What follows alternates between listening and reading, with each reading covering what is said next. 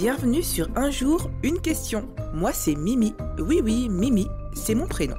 Chaque jour, je réponds à une question.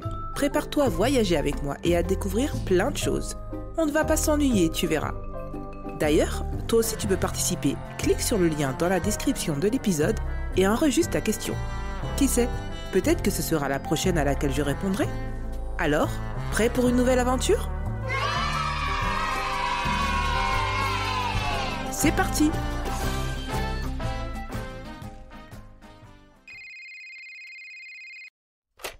Comment on fait pour trouver des pierres?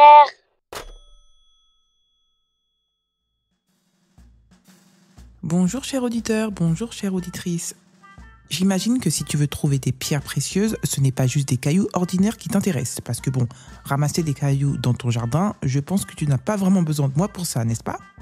Alors aujourd'hui, mission recherche de pierres précieuses.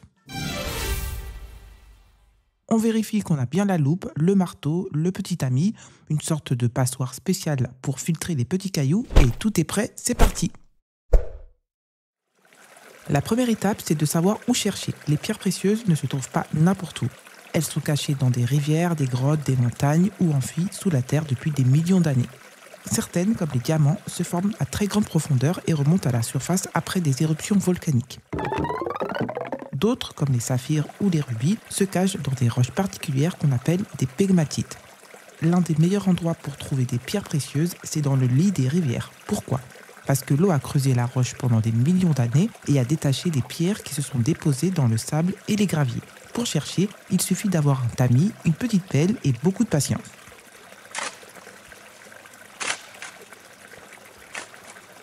Une autre technique, c'est la recherche en montagne. Certaines régions sont connues pour leurs gisements de pierres précieuses. Par exemple, le Sri Lanka est célèbre pour ses saphirs d'un bleu profond.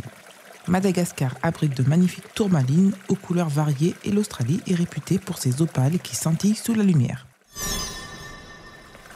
Et tu sais quoi ? Même en France, on peut en trouver.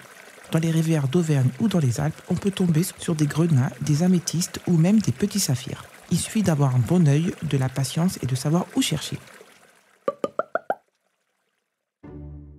Parfois, les pierres précieuses sont enfermées dans des roches dures et il faut casser la pierre pour les découvrir. Attention, c'est pas toujours facile, c'est vrai, mais quel bonheur de trouver une pierre scintillante cachée depuis des millénaires. Mais une fois que tu trouves une pierre, comment savoir si elle est précieuse ? Regarde bien. Certaines captent la lumière et semblent briller, d'autres ont des couleurs éclatantes ou une texture particulière. Il existe quelques astuces pour les identifier. Par exemple, les opales relèvent des reflets changeants quand on les incline sous la lumière.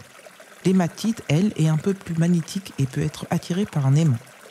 Quant à l'améthyste, elle se reconnaît facilement grâce à ses cristaux bien formés et sa couleur violette unique. En observant bien, tu peux repérer de véritables trésors. Alors, on y va ? J'espère que tu as bien mangé parce que cette aventure risque de durer un moment. On a décidé de commencer notre chasse aux pierres en France, plus précisément dans la région de l'Auvergne. Oui, même ici, on peut faire de belles trouvailles. Ça ne sera pas des diamants, d'accord, mais c'est déjà un super début pour un vrai chasseur de trésors. Allez, sac à dos, loupe dans la poche, et c'est parti!